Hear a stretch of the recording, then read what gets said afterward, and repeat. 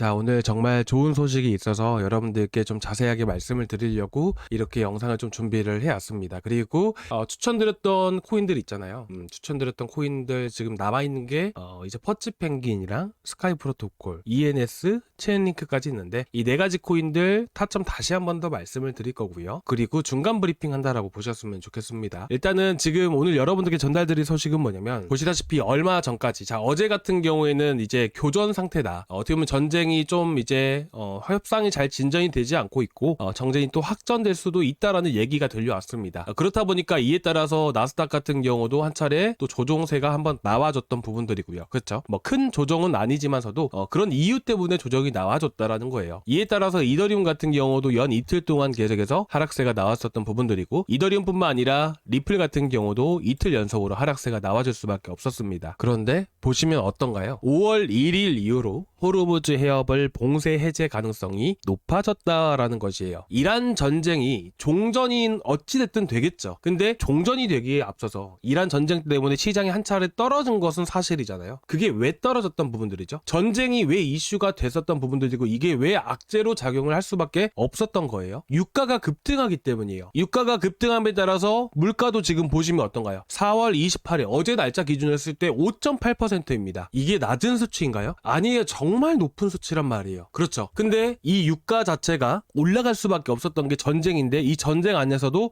호르무즈 해협을 봉쇄할 가능성이 높았기 때문이에요. 만약에 이번에 5월 1일 이후로 봉쇄가 해제가 된다라고 했을 때, 개방이 된다라고 했을 때는 유가가 다시 급락함에 따라서 이더리움은 어떻게 될까요? 다시 한 번 더 박스권 상단까지 올라갈 가능성이 저는 매우 높다라고 생각을 해요. 그런데 일단은 물가가 올라간 건 사실이잖아요. 물가가 낮아지진 않아요. 이미 올라가 버린 물가는 절대로 낮아지지가 않습니다. 그래서 저는 어떻게 생각을 하고 있냐면, 5월달 초부터 해가지고 고용지표 나올 거고요. 5월 12일 날 해가지고 CPI 물가지표가 나올 거예요. 근데 어쨌든 이 물가지표 자체가 이렇게 높게 나오는 것만으로도 어쨌든 시장에 큰 충격을 주기보다는 그래도 어느 정도는 영향을 미칠 수밖에 없다라고 생각을 합니다. 그런데다가 이더리움이 한 차례 크게 급등을 하기 위해서, 이더리움이든 뭐 리플이든 뭐 예를 들어서 말씀을 드리면 2025년도 7월 달에 왜 이렇게 이더리움이 급등을 보여줬었죠? 당연히 클래리티 법안과 지니어스 법안에 대한 기대감 때문에 올라갔습니다. 5월 달, 4월 달에는 왜 이렇게 올라갔을까요? 당연히 이 당시 이더리움에 대한 업데이트 소식 때문에, 업그레이드 소식 때문에 크게 올라갔던 거예요. 8월 달에는 왜 올라갔나요? 바로 파월 의장이 금리 인하에 대한 얘기들을, 시사점을 남기게 되면서 그러면서 급등이 한 차례 또 나와줬었던 부분들이죠. 마찬가지예요. 이더리움이 여기서 한 차례 크게 급등을 하기 위해서는 확실한 이슈라는 게 필요로 하다라는 부분들이죠. 그래서 종전이 된다라고 했을 때 뭐 370만 원 정도는 한 번씩은 움직여줄 수 있는 부분이지만, 좀 더 큰 호재라는 게 분명히 필요로 한 부분들이어서 당분간은 이 안에서 횡보라는 게 계속해서 이어질 가능성이 높다라고 보시면 좋으실 것 같습니다. 하지만 5월 달에도 뭐가 있나요? 클래리티 법안. 그렇죠. 물론 스테이블 코인 규제안에 대한 수혜 코인이 바로 이더리움인 것은 사실이지만, 가장 중요한 것은 저번 클래리티 법안 때 뭐 때문에 통과가 되지 못했었죠? 스테이블 코인 이자 문제 때문이었습니다. 그렇죠.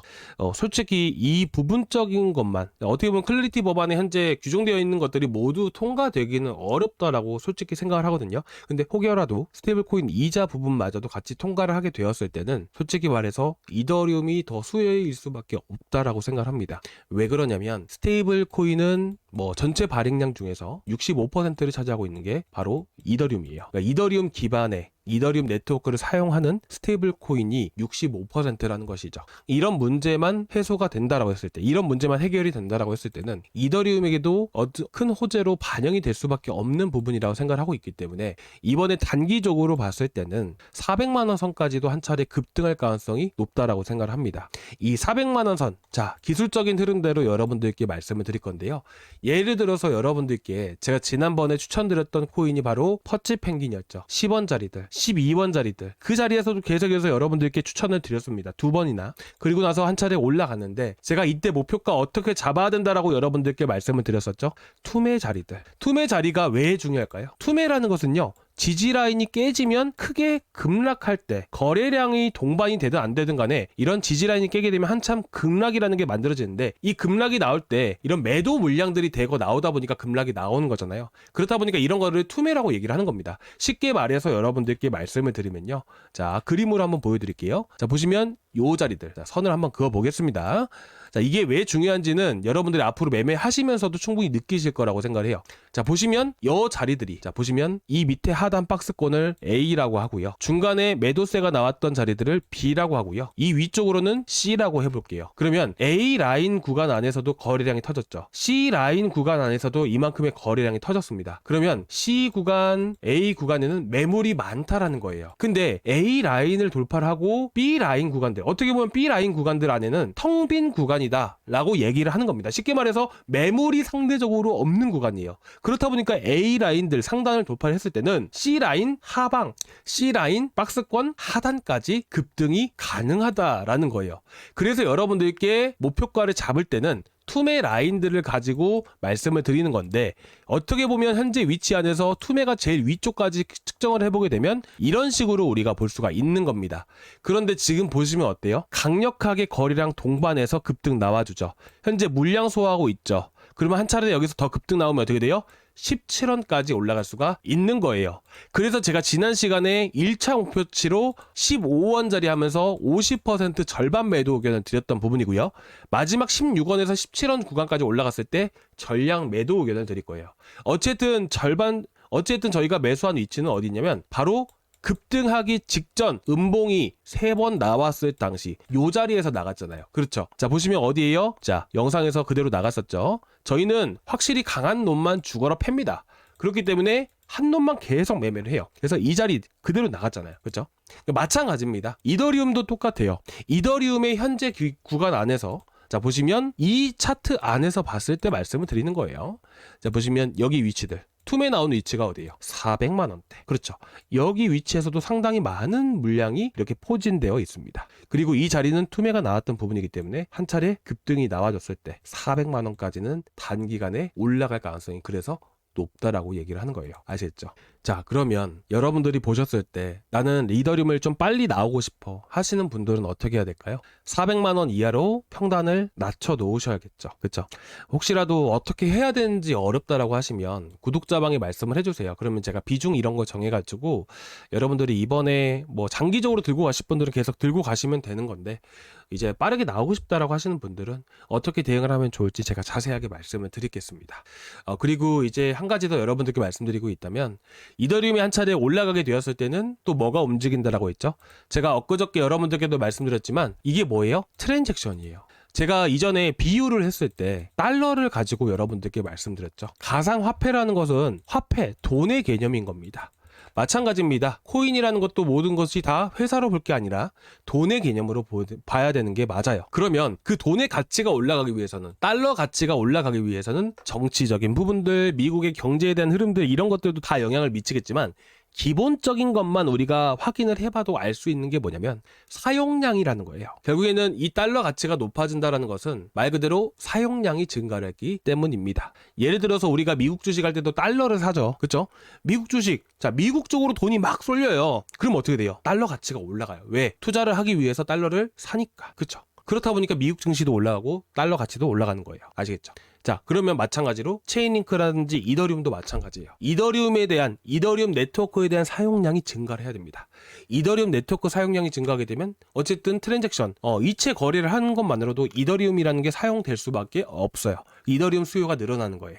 마찬가지예요. 체인링크도 똑같은 겁니다. 그렇다 보니까 어떻게 됩니까? 체인링크 가격이 바닥을 횡보하죠. 올라가죠. 그 다음에 올라가죠. 가격이. 그렇죠? 지금 올라가죠? 바닥입니다. 그렇잖아요. 어떻게 될까요? 앞에 똑같은 흐름처럼 올라갈 수밖에 없다라고 생각을 합니다. 그래서 여러분들께 계속 체인링크를 말씀을 드리고 있고요. 체인링크 같은 경우도 마찬가지예요. 좀 더 시간을 두고 우리가 투자를 하는 부분이기 때문에 13,000원대, 13,600원대 1차와 2차 매수, 분할 매수로 들어가는 겁니다. 그리고 나서 이것도 어디까지 보는 거라? 17,000원, 18,000원까지 보는 거예요. 아시겠죠? 딱 요 정도 식으로 보시면 됩니다. 이더리움 네임 서비스도 마찬가지고요. 아시겠죠? 내려와 올라왔을 때 타점 제가 잡아 드릴 거고요. 여러분들께 계속 이렇게 추천을 드리고 있지는 하지만 여러분들이 다 따라오시지는 못해요. 왜 그러냐면 매수하고 조금이라도 빠지면 불안해 하시잖아요.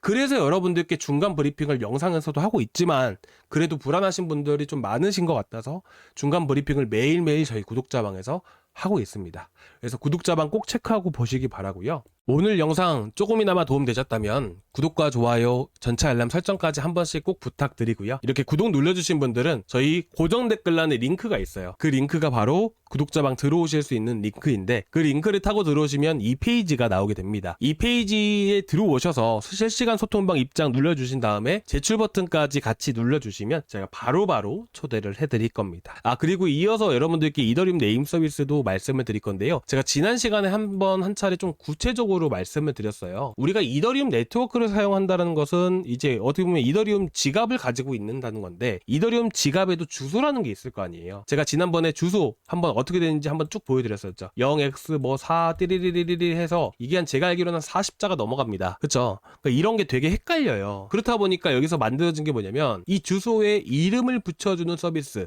이더리움 네임 서비스라는 게 만들어지게 되는 것이에요. 그렇다 보니까 이 서비스가 활성화되고 사용량이 많아지면 많아질수록 이더리움 네임 서비스의 가격도 같이 덩달아서 움직인다라는 거예요. 아시겠죠? 그렇기 때문에 우리가 이더리움 네임 서비스를 바닥부터 들어가려고 기다리고 있다라는 부분들이고요. 결국에는 활성 주소수가 증가하게 되고요. 신규 주소수가 늘어났을 때는 같이 움직이는 편이에요. 그래서 이더리움이 한 차례 또 급등이 나오게 되었을 때는 이더리움 네임 서비스도 같이 올라갈 수 있다. 여유 갖고 보자. 이렇게 말씀을 드리고 싶고 제가 지난 시간에 여러분들께 말씀드렸을 때는 9,000원짜리들 8,800원에서 9,000원짜리들 여러분들께 말씀을 드렸어요. 이것도 마찬가지로 1차와 2차로 나뉘어서 진입을 하시는 게 좋고요. 8,800원에서 9,000원 사이들 1차, 2차는 8,400원짜리들 요 정도 식으로 여러분들이 보셨으면 좋겠습니다. 중간 브리핑은 제가 매일매일 해드리고 있고요.